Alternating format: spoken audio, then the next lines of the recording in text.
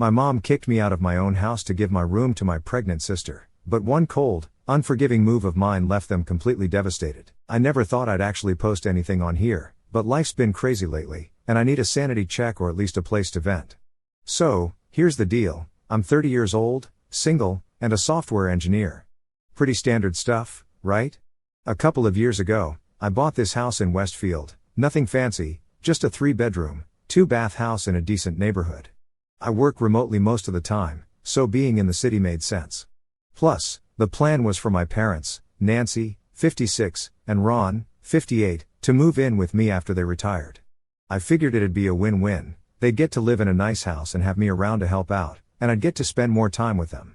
They'd raised me in a small rural town, working as teachers, and I wanted to give them something better for their golden years. Now, let me clarify, I'm not some guy living in his parents' basement. This house is mine. I pay the mortgage, the utilities, the groceries, and pretty much everything else. My parents don't pay a dime, and I'm fine with that. They spent their lives taking care of me, so I figured it's only fair to return the favor now that they're older. At first, things were great. My parents seemed happy settling into their new routines. Mom was all about decorating the house and starting a little garden out back. Dad rediscovered his love of crossword puzzles and old Western movies. I worked from my home office, and in the evenings, we'd have dinner together like one big happy family. Honestly, it felt good. I liked having them around, but then, things started to shift. It wasn't anything dramatic at first, just small stuff. Mom would make comments about how quiet the house was during the day or how she missed having a full house like we did when I was a kid. I thought she was just reminiscing, so I didn't think much of it. But looking back, I should have seen the writing on the wall.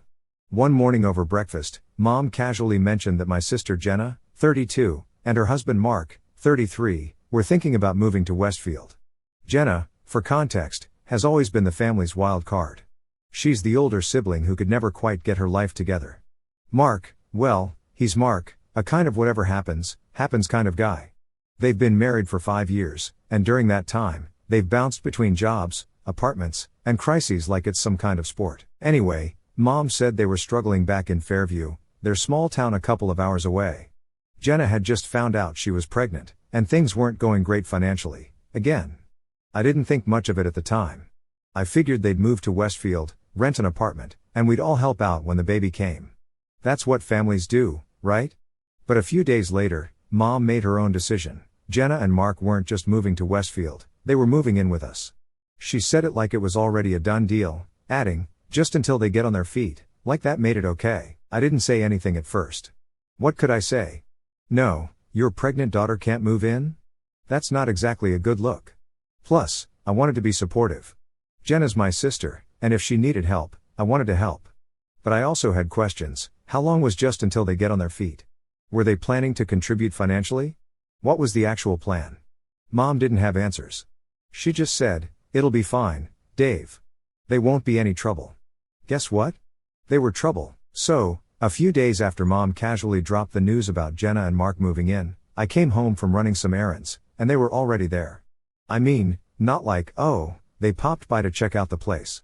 They had their suitcases, boxes, and even a freaking crib with them. I walked in, and it was like I'd missed a major memo.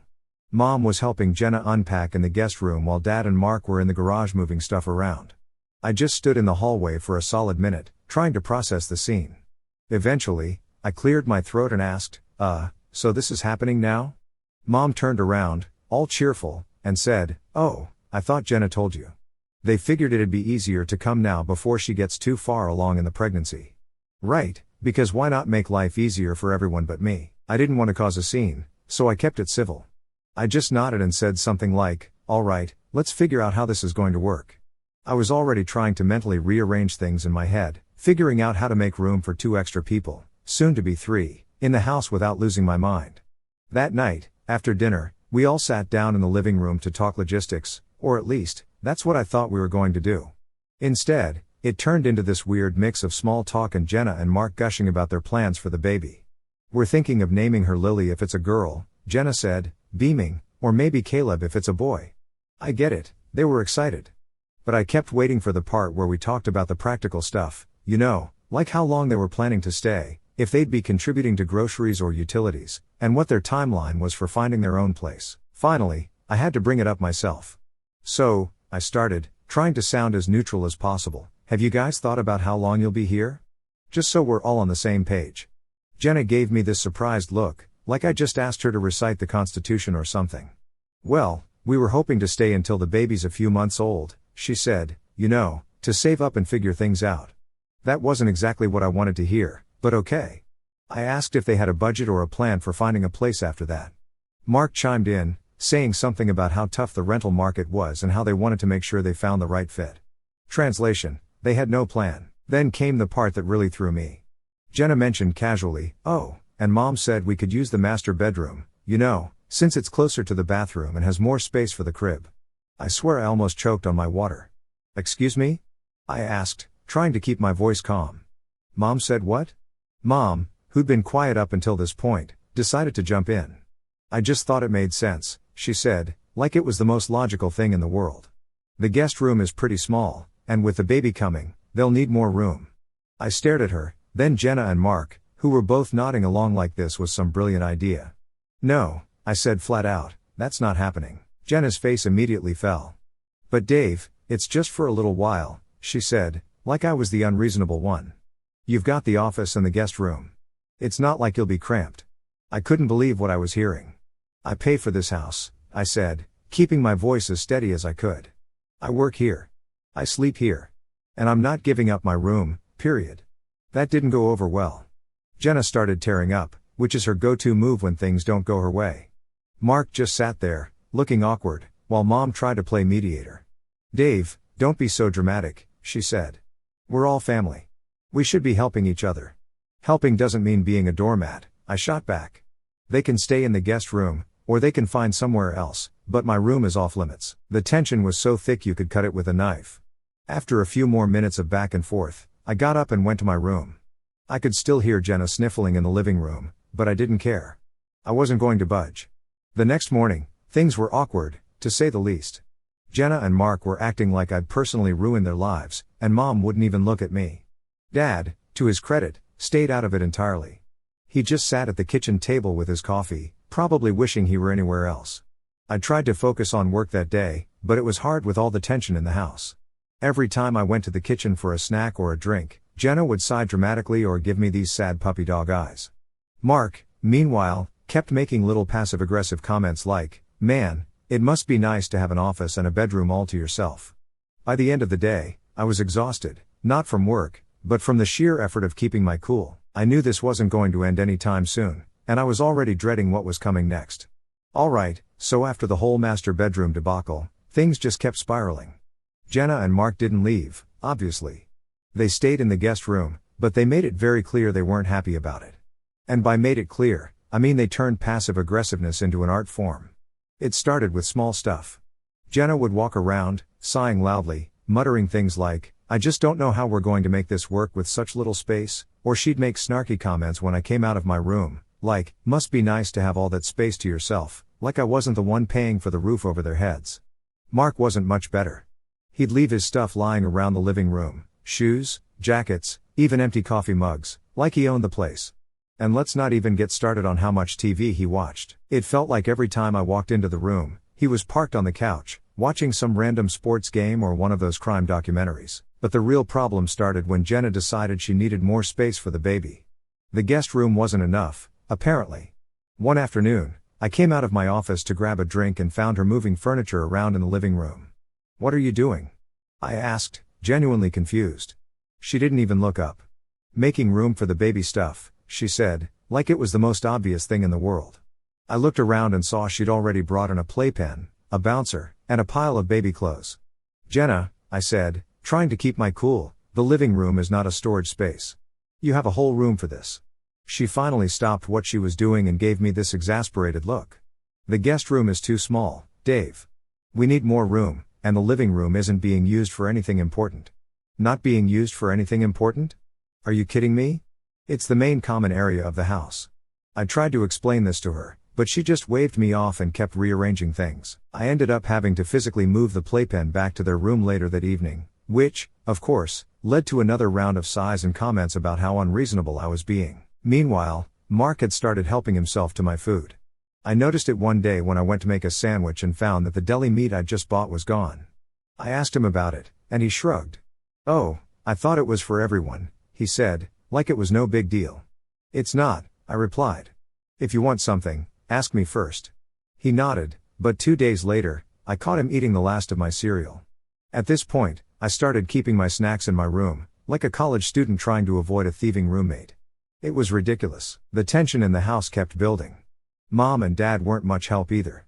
Mom took Jenna's side on everything, constantly saying things like, "She's pregnant, Dave. She needs extra support right now." Dad, as usual, stayed quiet and tried to keep out of it, but even he couldn't completely ignore the drama. Then, the breaking point came one weekend. I decided to take a break from the chaos and meet up with some friends for dinner. When I got back, I found Mark sitting in my office chair, using my computer, my work computer. "What are you doing?" I asked, trying not to lose my temper. "Oh, I needed to check something online, and the laptop we brought is super slow," he said, completely unfazed. "That's my work computer," I said, my voice sharper now. "You can't just use it without asking." Mark looked annoyed, like I was the one being unreasonable. "Relax, man. I wasn't doing anything important." "That's not the point," I snapped. "This is my workspace. My job is on the line if anything happens to that computer." He shrugged and got up, muttering something under his breath about how I was so uptight. I had to spend the next hour checking all my files and changing passwords, just in case he'd done something stupid. By this point, I was done, completely done. I tried to talk to Mom and Dad about it, but they brushed it off like it wasn't a big deal. "They're just trying to adjust, Dave," Mom said. "You need to be more patient." Patient? I'd been patient for weeks while they turned my house into their personal crash pad. I told her that things needed to change, or I was going to have to ask them to leave. She didn't take it well. "They're family, Dave," she said, her voice full of disappointment. "You can't just kick them out." I didn't want to kick them out, but I also couldn't keep living like this. I was working 10-hour days, paying all the bills, and coming home to a house full of people who acted like they owned the place. Something had to give. So, at this point, things were already unbearable. Jenna and Mark were acting like the house belonged to them, Mom was constantly taking their side, and Dad was just floating through it all like he was a guest in his own life. I was walking around my own house feeling like a stranger. But what happened next? That was the tipping point. It was a Saturday morning, and I'd planned to spend it cleaning the house. Between Jenna's baby stuff creeping into every corner and Mark's inability to put anything away, the place was a disaster. I woke up early, grabbed some coffee, and started tidying up the kitchen. About half an hour later, I walked into the living room and froze. All my stuff from the master bedroom, my clothes, my bedding, even my laptop, was piled in the middle of the floor. Jenna and Mark were in my room, rearranging furniture. "What the hell is going on?" I asked, my voice louder than I intended. Jenna looked up, completely unfazed. "We're moving in," she said, like it was the most natural thing in the world. Mom said it's fine. Mom appeared behind me, holding a stack of towels. "They need the space, Dave," she said, her tone calm but firm. "It's for the baby. You can take the guest room for now." I couldn't believe what I was hearing. "Are you serious?" I asked, looking between Jenna and Mom. "This is my house. My room. You can't just decide to move me out without asking." Jenna rolled her eyes. "You're being so selfish," she said, crossing her arms. "It's just a room, Dave. You don't need all that space." Mark chimed in from across the room, smirking like this was some kind of joke. "Yeah, man, we'll take good care of it." That was it. I snapped. "Get out of my room," I said, my voice shaking with anger. "Right now. Both of you." Jenna looked shocked. "Excuse me?" she said, her voice dripping with indignation. "You can't just throw us out. We're family." "I don't care if we're family," I said, my voice rising. "This is my house.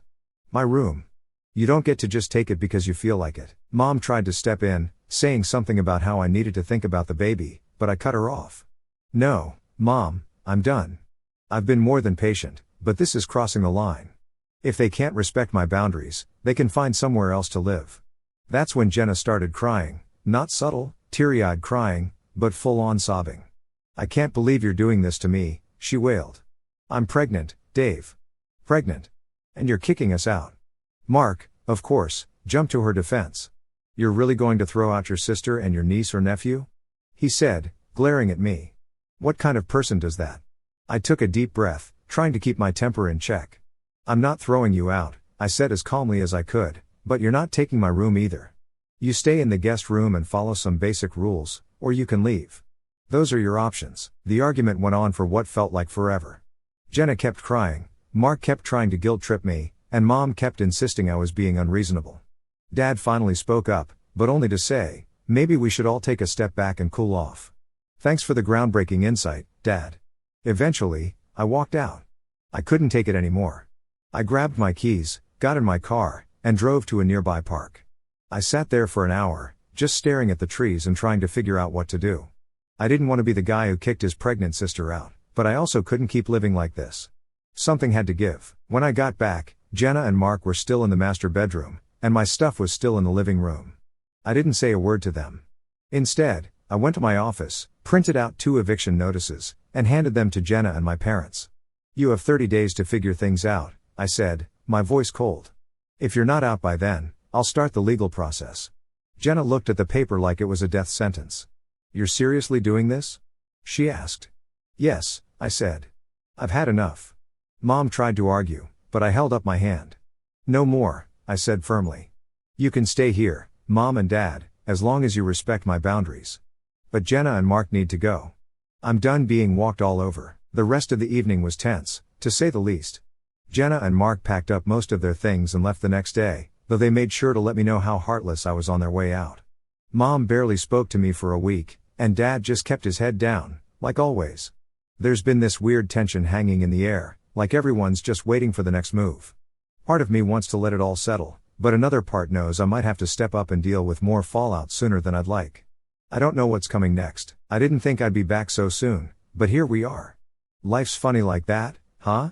Alright, so Jenna and Mark leaving should have been the end of it, right? Wrong.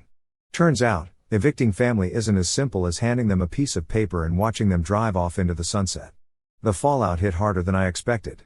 After Jenna and Mark packed up and left, thankfully without the baby furniture takeover, they moved into a tiny apartment on the other side of town. The texts and calls started almost immediately. Jenna kept sending long, guilt-trippy messages about how I'd abandoned her in her time of need and how I was going to regret pushing my niece or nephew out of the family. Mark was no better, occasionally chiming in with passive-aggressive texts like, "Hope you're enjoying all that space while we struggle over here. Must be nice." I blocked both of them after a couple of days.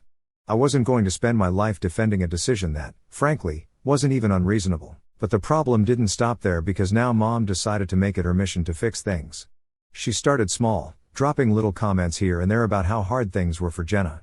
"She's having a tough time adjusting, Dave," she'd say during dinner. "Mark lost some hours at work, and they're barely scraping by." I'd nod and say something generic like, "That's tough," but I wasn't taking the bait. Then she escalated. One evening, I came home from a long day at work, yes, I still had to go into the office occasionally, and found Mom waiting for me in the living room. She had that look, you know, the one where you just know a talk is coming. I barely had time to set my bag down before she launched into it. "Dave," she started, "I've been thinking.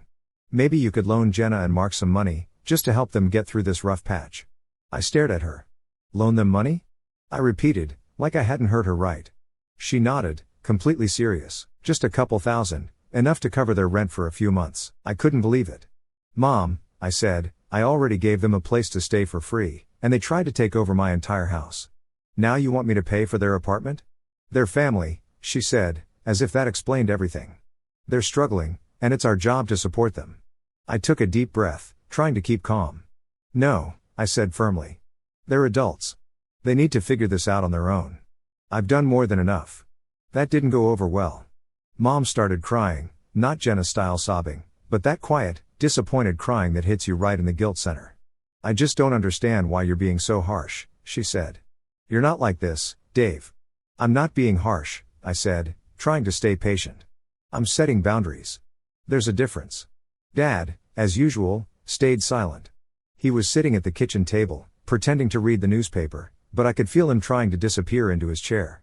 "Thanks for the backup, Dad." After that, things got icy. Mom stopped bringing up Jenna and Mark directly, but she didn't need to. The atmosphere in the house was heavy, like she was holding a grudge against me but didn't want to say it outright. It was exhausting. Then came the turning point. About 2 weeks after the eviction, Jenna showed up unannounced. I was in my office, working, when I heard the doorbell ring. I didn't think much of it, probably a delivery or a neighbor, but when I opened the door, there she was, holding a baby onesie and looking like she hadn't slept in days. "Can we talk?" she asked, her voice quiet. I hesitated but eventually let her in. She sat on the couch, clutching the onesie like it was some kind of security blanket. "I just don't understand why you're so mad at us," she said after a long pause. "Jenna, I'm not mad," I said. "I'm frustrated. You and Mark crossed so many lines while you were here, and instead of apologizing or trying to make things right, you doubled down." She started to cry, not the dramatic tears from before, but genuine ones. "I didn't mean to make you feel like that," she said. "We're just so scared, Dave. We don't know how we're going to do this." I remembered all the sleepless nights, the passive-aggressive comments, and the complete lack of respect they'd shown me in my own home. "I get that it's hard," I said, keeping my voice steady, "but you and Mark need to figure this out together. I can't keep bailing you out. It's not good for you, and it's not fair to me." She nodded, wiping her eyes. "I guess I just hoped things would be different," she said softly. Then she stood up and left without another word. That was the last time we talked in person. So, here we are. Jenna and Mark are gone. Mom's still not thrilled with me, and Dad's, well, Dad. Things aren't exactly back to normal, but they're as close as they're going to get for now. After Jenna's unannounced visit, there was a bit of an unspoken truce. She stopped texting me, and I didn't reach out either. I think we both knew there was no point in dragging things out. She and Mark have their lives, and I have mine. Still, I'd be lying if I said it didn't hurt. She's my sister, and no matter how much she frustrates me, I don't like the idea of us being on bad terms. But at the same time, I can't keep sacrificing my own peace of mind to make her happy. As for Mom and Dad, things have been tense. Mom's been distant, but not in an outright hostile way, more like she's disappointed in me but doesn't want to say it out loud. She'll make these little comments during dinner, like, "Jenna said the baby's kicking a lot lately. I wish we could be there for her more," or, "It's so hard for young couples these days. They just need a little help, you know." I don't take the bait anymore. I just nod and say something neutral, like, "That's nice," or, "Yeah, times are tough." I know she's trying to guilt me into reaching out to Jenna, but I've drawn my line. I told her once that I wasn't going to enable Jenna and Mark's bad decisions anymore. They're grown-ups, and I'm sticking to it. It sucks, but I can't keep being the family ATM or the guy everyone dumps on when things get hard. Dad's been, well, Dad, quiet, neutral, and as conflict avoidant as ever. I tried to get his take on everything once, just to see where he stood. His response? "You're all adults. You'll figure it out." Not exactly the deep, insightful wisdom I was hoping for, but hey, that's Dad for you. At least I finally got around to setting up my home office properly. New desk, better chair, even some plants to liven things up. The house feels like mine again, which is honestly a relief. For a while there, it felt like I was living in someone else's chaos. Jenna and Mark seem to be doing okay, at least from what I've heard through Mom. They're still in their tiny apartment, but Mark picked up some extra shifts at work, and Jenna's been getting ready for the baby. Mom says they're making do, which, coming from her, is probably a polite way of saying they're barely holding it together. I don't feel great about that, but I also know it's not my responsibility to fix it. They have to figure it out for themselves. As for the rest of the family, I've started setting boundaries there too. My cousin Sarah called me a few weeks ago, asking if I could help her out with a loan. Apparently, word got around that Dave's got money, and now everyone thinks I'm their personal bank. I shut that down real quick. "Sorry, Sarah," I said, "but I'm not in a position to lend money right now." She didn't push, which was a relief, but it made me realize just how much I've let people take advantage of me over the years. So, what's next? Honestly, I don't know. Things with Jenna are still unresolved, and I'm not sure when or if that will change. Part of me wants to reach out, just to clear the air, but another part of me knows that nothing's really going to change until she and Mark learn to take responsibility for their own lives. Maybe one day they'll get there, or maybe they won't. Either way, I can't let their choices dictate my happiness anymore. For now, I'm focusing on me, my career, my house, my life. It feels selfish to say that, but maybe a little selfishness is exactly what I need. I've spent so much time putting everyone else first that I forgot how to take care of myself. Now, I'm learning how to do that, one day at a time, and honestly, it feels pretty damn good.